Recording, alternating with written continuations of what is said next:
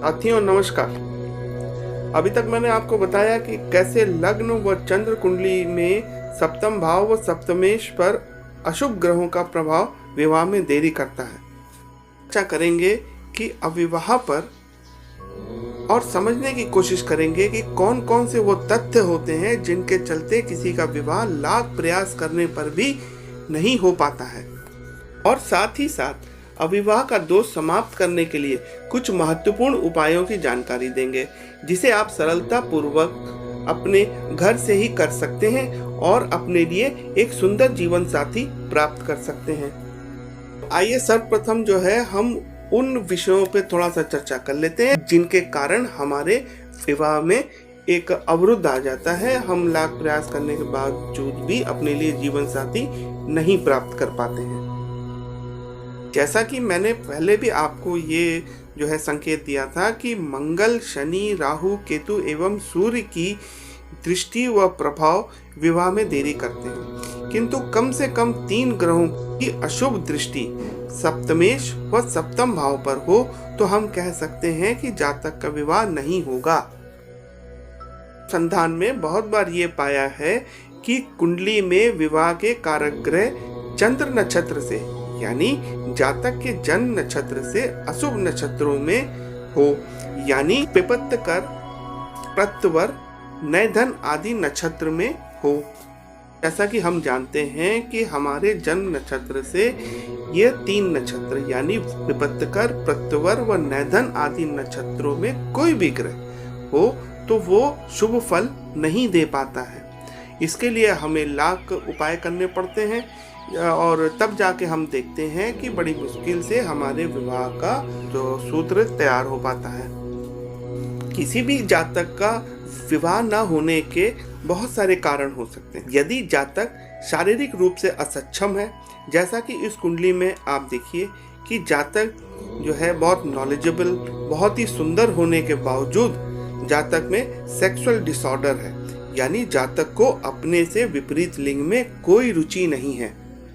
हम जानते हैं कि जब हम सेक्स की बात कर रहे हैं तो हमें इस बात पे गौर करना होगा कि सेक्स में रुचि व सेक्स में एक संतुलित वेग बहुत जरूरी होता है किसी भी अच्छे वैवाहिक जीवन को जीने के लिए। किसी भी जातक या जातिका की कुंडली में शुक्र का स्थान बहुत महत्वपूर्ण होता है, यानी शुक्र किस नक्षत्र में है, किस भाव में है, उस भाव के स्वामियों पर जो है कौन कौन से अच्छे ग्रहों के प्रभाव है और कौन कौन से अशुभ ग्रहों के प्रभाव है, हमें इस बात का बहुत सूक्ष्मता से विश्लेषण करना होता है। कि कुंडली में अगर शुक्र बहुत ही ज्यादा ठंडा है, यानी शुक्र की युति चंद्र के साथ हो, शुक्र जल राशियों में हो या जलीय राशियों की स्वामियों की जो है शुक्र पे कुछ ज्यादा ही दृष्टि हो तो भी शुक्र जो है ठंडा माना जाता है। जलीय राशि यानी कर्क, वृश्चिक व मीन राशियों को हम कहते हैं। कुंडली में सेक्स के प्रति रुचि को हम 8वें और 12वें भाव की मजबूती से जांचते हैं। ऐसा कई बार होता है कि बहुत सी जातक जातिकाएं जो होते हैं विवाह में उनके जो है देरी इसलिए हो जाती है क्योंकि वो प्रेम में धोखा खाए हुए होते हैं और अपने जो है पिछले प्रेमी को वो भूल नहीं पाते हैं। तो ऐसे जातकों को पहचानने के लिए हम 4थे व 5वें भाव पर विशेष ध्यान देते हैं। भी जातक जातिका के 5वें भाव पर अशुभ ग्रहों के प्रभाव होने के कारण प्रेमी को टिकने नहीं देता है। ऐसा देखा गया है कि कुछ दिनों के रिलेशनशिप के बाद उनका ब्रेकअप बहुत जल्दी हो जाता है। यहाँ पर ध्यान देने वाली बात यह है कि जातक के 4थे भाव यानी उसके मन में जलीय राशि के स्वामी ग्रहों का अत्यधिक प्रभाव है। अगर है तो जातक एक भावुक इंसान है और प्रेम में धोखा खाने के बाद वह विवाह नहीं करता, बहुत ज्यादा डिप्रेशन में आप ये कह सकते हैं कि अवसाद में वो चला जाता है। यदि ऐसे जातक जातिकाओं के विवाह का प्रश्न आता है तो आप देखिए दशा में जो ग्रह चल रहे हैं क्या वह जो है 4थे भाव को इंगित करते हैं। यदि हाँ तो वही दूसरी ओर विवाह के ग्रह और भाव अशुभ प्रभाव में लगातार है तो आप कह सकते हैं कि जातक का विवाह नहीं होगा।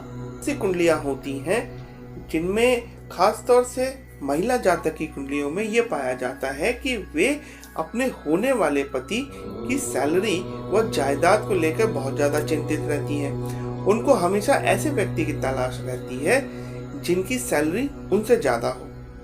एक जातिका है, उसकी सैलरी 1,60,000 रुपए प्रति माह है। वो जो है पिछले 12 सालों से हमारे यहाँ बराबर आती हैं और अलग अलग जातकों की कुंडली लेके आती हैं और अपनी कुंडली से वो मैच कराती हैं। आज उनकी उम्र 40 साल हो गई है। ऐसे जातक जातिकाओं की कुंडली में उनका धन भाव तो बहुत मजबूत होता है। बृहस्पति पर अशुभ प्रभाव बहुत होता है। प्राय इनका शुक्र नीचस्थ पाया गया है। आप देखेंगे कि विवाह के ग्रह इनके दूसरे घर, 7वें घर, 11वें घर को इंगित नहीं करते हैं। हमारे अनुसंधान में हमने कई जातकों पे अलग अलग रिसर्च किए हैं।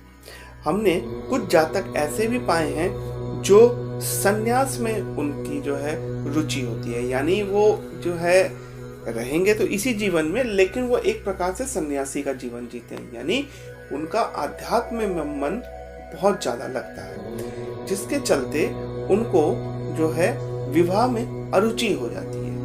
या कुछ और भी बातें होती हैं जो उनके मन को, जो हो सकता है किसी के विवाह को देख के वो बहुत ज्यादा दुखी हो, और भी रीजन होते हैं ऐसे कई।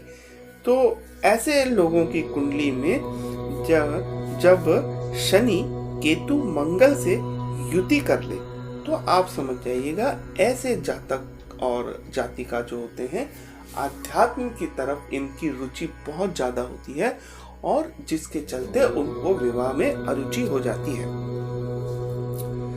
कुछ महिलाओं में हम लोगों ने ये भी पाया है कि मंगल शनि राहु का योग बन जाए तो जो है अविवाह कैसा माहौल एक तैयार हो जाता है उनके जीवन में। मतलब बहुत प्रयास करने के बावजूद भी उनका विवाह सफल नहीं हो पाता है।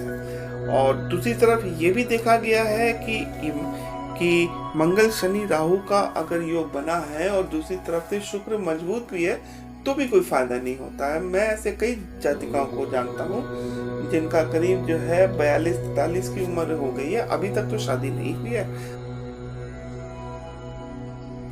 अगर आपको जो है किसी की कुंडली में अविवाह का योग अगर जो है जल्दी देखना है, आपको किसी को तुरंत जवाब देना है, तो आप ये देखिएगा कृष्णामूर्ति पद्धति हो या आधुनिक नाड़ी ज्योतिष के अनुसार अगर आप देख रहे हैं तो देखिए, अगर किसी जातक या जातिका की कुंडली में अधिकांश ग्रह जो है 1, 6 और 10 घरों को इंगित कर रहे हैं, यानी कि विवाह के योग से विपरीत, तो पहला घर, छठा घर और 10वां घर अगर जो है सभी ग्रह जो है या अधिकांश ग्रह उनको दर्शाते हैं तो आप जो है आप 90% आप जो है ऐसे केस में आप बोल सकते हैं कि जातिका या जातिका का विवाह नहीं होगा।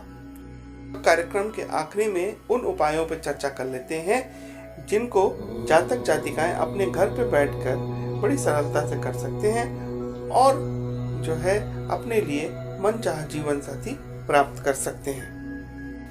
अगर आपकी कुंडली में मंगल दोष के कारण विवाह में विलंब हो रहा है या विवाह नहीं हो रहा है तो हम जो है आपसे ये कहेंगे कि आप हनुमान जी की उपासना कीजिए।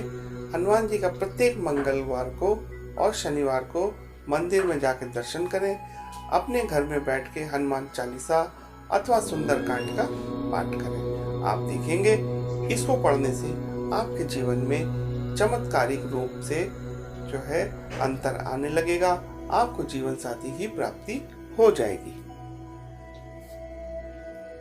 अनेक कुंडलियों में ऐसा देखा जाता है कि शनिदेव की सप्तम भाव में मौजूदगी से अथवा दृष्टि से विवाह में विलंब होता है या विवाह नहीं हो रहा होता है। तो ऐसे स्थिति में हम जातकों और जातिकाओं से कहते हैं कि वो शनि मंदिर में जाएं, वहां पे उपासना स्तुति करें, जिसके कारण उनके विवाह में जो विलम्ब हो रहा है वो दूर होगा।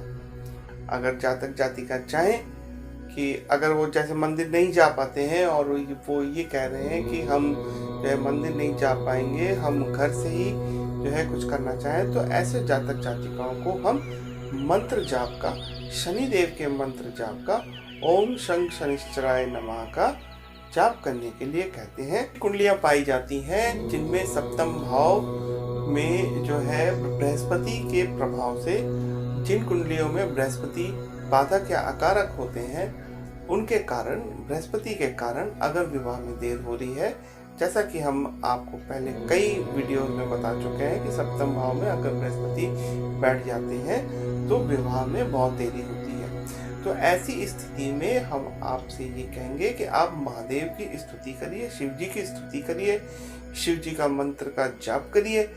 अगर हो सके तो 16 सोमवार उपवास रखिए, व्रत रखिए, मंदिर जाइए, जल चढ़ाइए नियम पूर्वक। आप देखेंगे आपके जीवन से अवरोध दूर होंगे, अविवाह का जो दोष है वो